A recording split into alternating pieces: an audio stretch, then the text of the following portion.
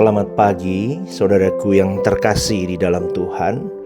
Matius 7 ayat 17-20 berkata, "Demikianlah setiap pohon yang baik menghasilkan buah yang baik, sedangkan pohon yang tidak baik menghasilkan buah yang tidak baik." Salah satu cara Tuhan Yesus mengajar manusia untuk melihat kehidupan rohani adalah melalui buahnya, saudaraku. Buah merupakan sesuatu yang tidak dapat dipisahkan dari hakikat pohon. Pohon yang baik menghasilkan buah yang baik, dan pohon yang tidak baik akan menghasilkan buah yang tidak baik. Prinsip ini membawa kita kepada sebuah kebenaran yang sangat serius, yaitu Allah tidak hanya melihat apa yang tampak dari kehidupan kita, tetapi Allah melihat apa yang kehidupan kita hasilkan. Manusia dapat melihat daunnya dari pelayanan, ibadah, pengetahuan firman Tuhannya. Mungkin dia sekolah teologi, punya jabatan, kemampuan berbicara tentang Tuhannya lihai, aktivitas gerejanya penuh, undangan khotbahnya dahsyat, dan masih banyak lagi bentuk kesalehan lahiriah yang bisa saya katakan itu berbentuk daunnya. Tetapi ingat loh, Allah itu melihat buah. Buah itu apa, pastor? Buah itu adalah karakter kita. Saya ulang sekali lagi, buah kita itu apa? Buah kita itu adalah karakter kita. Karakter model apa, pastor? Karakter model Kristus, Yesus yang mulia Tuhan kita, anak tunggal Bapa di surga. Lah, jadi prakteknya begini, buah itu adalah karakter. Maka buah bisa kita lihat ketika respon orang itu disakiti orang lain. Nah, itu kelihatan buahnya gimana. Buah itu adalah ketika bagaimana orang itu menggunakan uang yang ada di tangannya. Nah, itu kelihatan buahnya. Buah itu adalah ketika orang itu memperlakukan orang yang tidak memberi keuntungan sama dia. Itu kelihatan bagaimana buahnya. Buah itu adalah ketika sesuatu yang come out, keluar dari hati orang itu ketika tidak ada seorang pun yang melihatnya. Gimana? Buah itu adalah bagaimana ketika orang itu bertindak ketika kehendaknya tidak terpenuhi. Maka dari itu yang harus dipertanyakan di dalam setiap batin manusia yang mengaku menjadi murid Kristus, mau menyenangkan hati Bapa, itu adalah pertanyaan begini: apa yang sebenarnya dihasilkan dalam kehidupan saya? Umur berapa nih kita? Berapa puluh tahun kita udah hidup? Apa yang kita hasilkan? Buahnya manis gak? Atau buahnya masam? Atau malah tidak berbuah sama sekali? Ingat ya, Tuhan tidak hanya mencari daun, tapi Dia mencari buahnya. Daun dapat membuat pohon tampak hidup. Ya, betul. Demikian juga seseorang dapat melihat bahwa ini orang punya aktivitas keagamaan yang begitu hektiknya, begitu penuhnya. Mungkin pagi komsel, siang komsel, malam komsel. Wah, terus gak berhenti-berhenti di gereja terus ya. Tampak hidupnya rohani banget. Tapi saudaraku, aktivitas rohani tidak otomatis membuktikan dia dewasa rohaninya. Karena seseorang masih bisa aktif melayani tapi masih jahat hatinya. Masih mudah tersinggung. Rajin getol berdoa tapi hidupnya gak jujur sama duit. Wah, ayat hafalan banyak. Wah, tapi gengsinya gak bisa turun. Pendeta baru ngomong dia sudah jawab itu ayatnya. Dia hafal kayak Alkitab berjalan. Pandai ngomong tentang kasih tapi penuh dendam benci. Saudaraku, inilah bahayanya kesalehan lahiriah yang tidak disertai dengan transformasi batin. Tapi Allah tidak tertipu dengan daun.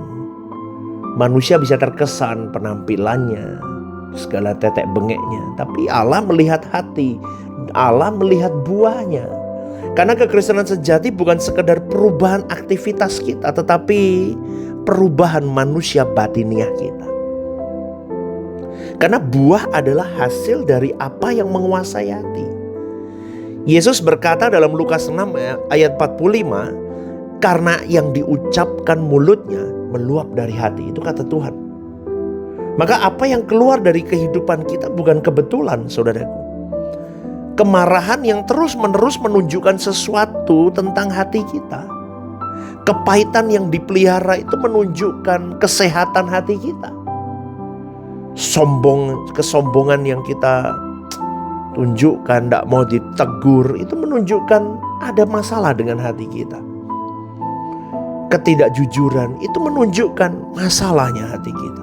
Maka dengan demikian saudaraku, persoalan manusia bukan hanya perilaku yang salah, tetapi persoalan manusia itu adalah hati yang belum sepenuhnya ditaklukkan, ditundukkan, dikuasai penuh oleh Allah. Maka dari itu Tuhan tidak sekedar ingin mengubah buah secara paksa.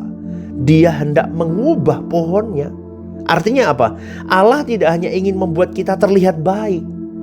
Dia sedang melakukan pekerjaan pengudusan yang dari inside, dari dalam, supaya karakter kita berubah jadi karakter yang benar secara alami. To be like Christ secara natural. Karena kehidupannya sudah diperbarui from inside. From inside to outside nanti baru keluar. Amin, saudaraku. Maka buah roh adalah karakter Kristus yang dibentuk di dalam kita itu.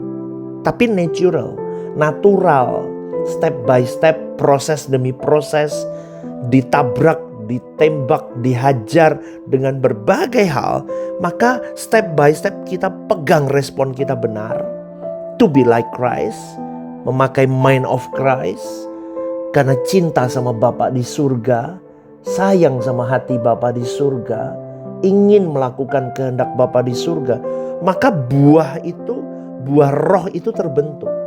Galatia 5 ayat 22-23 berkata, tetapi buah roh ialah kasih, sukacita, damai sejahtera, kesabaran, kemurahan, kebaikan, kesetiaan, kelemah lembutan, dan penguasaan diri.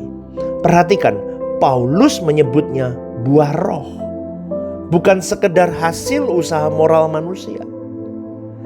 Karakter sejati itu lahir dari kehidupan yang berjalan di dalam roh dan kebenaran. Artinya bukan berarti manusia pasif, enggak saudaraku. Galatia 5 ayat 16 berkata, hiduplah dalam roh, hiduplah oleh roh, maka kamu tidak akan menuruti keinginan daging. Hiduplah oleh roh. Ada kerjasama antara anugerah Allah dan respon ketaatan kita. Roh Kudus bekerja, tetapi kita harus bersedia untuk merendahkan diri, dituntun oleh Roh Kudus. Maka di situ kita harus terus berjuang mematikan keinginan daging kita. Sangkal diri, taat firman. Kalau jatuh segera kembali, bertobat. Kita harus buka diri terhadap koreksi Allah. Dan buah itu tidak muncul dalam satu malam, saudaraku. Buah butuh proses untuk manis. Amin. Demikian juga dengan karakter Kristus, tidak dibentuk dalam satu kebaikan. Ia dibentuk melalui ribuan keputusan kecil untuk kita terus mentaati perintah Tuhan dalam koridor kehendak Allah. Amin ya saudaraku ya. Dan buah yang manis itu lahir dari proses yang tidak selalu manis. Aduh pastor berat. Iya makanya. Ya berat itu. Tidak ada buah tanpa proses pertumbuhan. Pohon harus mengalami musim kan. Dia terima air, dia menghadapi teriknya matahari, harus dipangkas. Itu gambaran hidup rohani kita. Ada masa Tuhan bawa kita lewati tekanan hidup yang dahsyat yang minta ampun. Ada masa seolah-olah Tuhan diam, kering sekali. Tuhan tidak ada seakan-akan bersama dengan kita. Ada masa penampian, ada masa kehilangan, ada masa kita harus waiting, menunggu, ada masa Tuhan Ada masa Tuhan memperlihatkan kelemahan-kelemahan kita sendiri. Ada masa di mana Tuhan mengizinkan sesuatu yang kita sukai hilang di depan kita. Yang tidak kita sukai ada di depan kita untuk menghajar, membentuk kita. Tapi itulah hidup mengiring Tuhan. Kadang kita minta Tuhan, berikan saya kehidupan yang manis dong. Kenapa kau bawa aku sampai di titik-titik begini? Tapi Tuhan jawab, aku sedang membentuk karaktermu nak, supaya kau bisa menghasilkan buah yang manis. Prosesnya gak nyaman, tapi justru dari proses itu kesetiaanmu diuji, kerendahan hatimu dibentuk, imanmu dimurnikan. Lebih ke Tuhan penuh, kita menggantungkan hidup ke Tuhan penuh. Maka sekali lagi, jangan benci proses Tuhan yang sedang berlangsung dalam hidupmu. Karena itu semua untuk menghasilkan buah yang manis dalam hidup kita. Amin saudaraku. Buah yang masam itu seringkali berasal dari manusia yang belum mau mati sama dirinya sendiri. Yesus berkata Lukas 9 ayat 23. Setiap hari ia harus menyangkal dirinya, memikul salibnya dan mengikut aku. Mengapa penyangkalan diri diperlukan? Karena selama dalam tanda kutip kita ini masih jadi pusat, Kristus gak bisa bertumbuh dalam hidup kita. Maunya dihargai, mau menang sendiri, mau benar sendiri, maunya dilayani, maunya dipuji, maunya disanjung. Sombong orang-orang begini. Dia jadi Tuhan dalam hidupnya. Maka Galatia 2 ayat 20 berkata, namun aku hidup, tetapi bukan lagi aku sendiri yang hidup, tetapi Kristus yang hidup di dalam aku. Ini transformasi dimulai. Egonya runtuh udah. Kristus mulai memerintah dalam hidupnya. Ketika Kristus memerintah, buah roh mulai terlihat. Baru kelihatan. Amin saudaraku. Karena buah yang manis terlihat paling jelas ketika kita sedang ada di bawah tekanan saudaraku. Karakter tidak paling terlihat ketika hidup kita berjalan sesuai keinginan. Tetapi karakter terlihat ketika kita ditekan saudaraku. Ketika disakiti kita suruh ngampuni orang itu. Aduh pastor, saya aja pengen balas orang jahatnya kayak begitu kan. Ketika kita dihina, diomong yang gak benar ceritanya, kita disuruh tetap mengasihi. Coba ketika kita tidak dihargai, kita harus tetap lakuin firman. Disitulah buah itu terlihat. Tekanan tidak selalu menciptakan karakter. Seringkali tekanan itu menyingkapkan karakter yang sudah ada di dalam diri kita malahan. Maka kita semakin menilai, sampai di mana ya perjalanan spiritualku ini. Maka dari itu jangan terlalu cepat nyalain keadaan deh saudaraku. Karena keadaan seringkali jadi alat yang paling ampuh yang digunakan Allah untuk memperlihatkan bagian hidup kita yang masih membutuhkan pertobatan. Amin ya saudaraku ya. Maka saya tutup renungan ini dengan satu kalimat. Kita dipanggil untuk menghasilkan buah yang tetap. Berjuanglah itu. Tidak mudah, tapi tinggal di dalam Kristus. Itu adalah kuncinya. Kita mau hidup benar. Kita mau hidup sejatinya hanya untuk Tuhan saja. Ya, jadi jangan hanya terlihat seperti pohon yang hidup. Hiduplah sedemikian rupa. Sehingga ketika Allah mencari buah, Ia menemukan buah yang manis dalam hidupmu dan hidupku. Dia menemukan karakter putra tunggalnya yang nyata dalam hidupmu dan hidupku. Dia menemukan kehidupan yang kudus dalam hidupmu dan hidupku. Dan hidup kita suatu hari bisa dipertanggungjawabkan di dalam kekekalan. Semoga renungan ini jadi berkat. Renungan The Message, Jesus is our message. Tuhan Yesus memberkati. Haleluya. Shalom saudaraku yang terkasih di dalam Tuhan. Ada program baru yang bernama Are You Okay? Ini adalah program yang memang diadakan bagi saudara-saudari yang rindu atau ingin didoakan.